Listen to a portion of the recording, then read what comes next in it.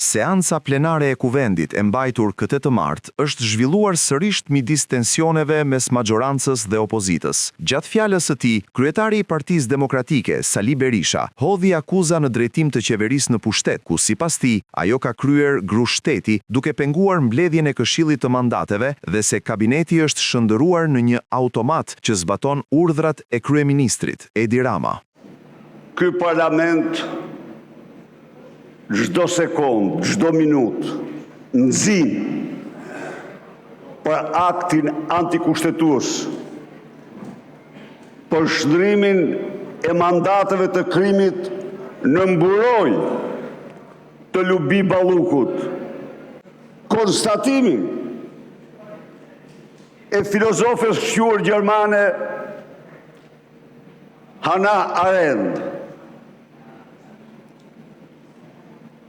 Kjo filozofe e shquar në më të mëdha të shekullit që shkoi, në vitet 60, vendosi të ndjek gjyqin kundër Eichmannit, një nazist që kishte përcjell në furrat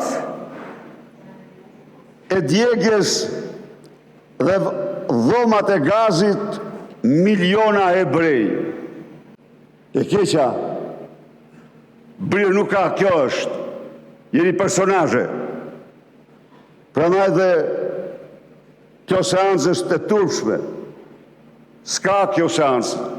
Shqiptarët kërkojnë të zhbllokohet sistemi i drejtësisë. Kreu i grupit parlamentar të Partisë Socialiste, Taulant Balla, pati një replik të ashpër me Berishën, duke i thënë se nuk mund të flasë për drejtësinë një person që është shpallur non grata nga SBA dhe nën akuzë për korrupsion nga organet e drejtësisë shqiptare. Kur ti drejtohesh pikraut këte, duhet ta lash mirë gojën. Dëgjove, edhe ngrije kokën. Laje mirë gojën, sepse edhe për këto që thua, zotrote nxirri ato tash, timi, pimi, dini, vini, tani ti je i akuzuar për korrupsion dhe pastrim parash. Për korrupsion dhe pastrim parash, ja i aty.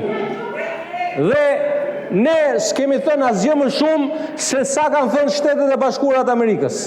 Shtetet e Bashkuara të Amerikës të kanë shpallur non grata për korrupsion, thuaj po apo jo? Ministri i Shtetit për Marrëdhëniet për Parlamentin Toni Gogu vijoi duke mbajtur të njëjtën linjë me Ballën në kundërpërgjigje të ish-kryeministrit Berisha, duke e akuzuar për keqpërdorim të filozofisë së Hannah Arendt në një debat që sipas tij nuk kishte asnjë lidhje me realitetin ligjor dhe politik të vendit. Jemi duke folur për lëndët psikotrope dhe barnat narkotike. Dhe në momentin që ju parashtroni një alucinacion filozofik, mendoj që ne duhet themi mbrapsht tek receta. Do ishte mahnitur vetë Hannah Arendt, po të dëgjonte këtë fjalim. Sepse në mendjen e saj kur nuk pati ligjvënës që miratojnë ligje, të cilët çojnë vendin përpara në integrimin evropian. Pati shtetar të cilët me pushtetin e tyre absolut vranë për të mbrojtur pushtetin e tyre. Kuvendi i Shqipërisë vijoi seancën sërish pas një ndërprerje të shkurtër që erdhi pas ngritjes së zërave midis palëve.